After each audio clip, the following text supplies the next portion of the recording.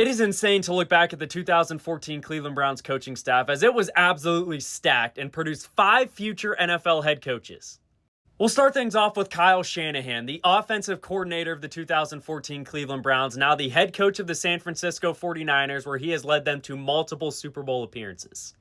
Next up, we have Mike McDaniel, who is currently the offensive coordinator for the Los Angeles Chargers, but spent the previous 4 seasons as the head coach of the Miami Dolphins. He was the wide receivers coach for this team. Those two guys gave us this awesome screenshot of Browns quarterback Johnny Manziel, Shanahan, and McDaniel during a game. The guy that replaced McDaniel is now the current head coach of the Miami Dolphins. Jeff Hafley was the defensive backs coach for the Browns during this 2014 and the 2015 season. He's had a lot of college head coaching stops and is now a head coach in the NFL. Heading into his second season as the head coach of the New York Jets is Aaron Glenn, who was an assistant defensive backs coach for the Browns this season.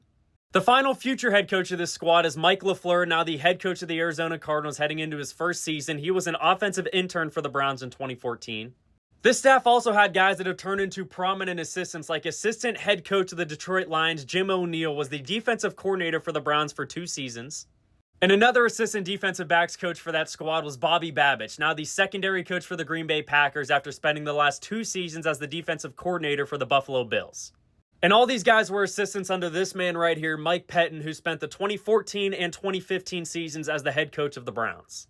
And you may be thinking, these guys had so many football masterminds on their staff, they had to be good. Well, they were to a point. They were 7-4 after defeating the Falcons on November 23rd before losing their last 5 regular season games, finishing 7-9 and last in the division like the Browns have so often.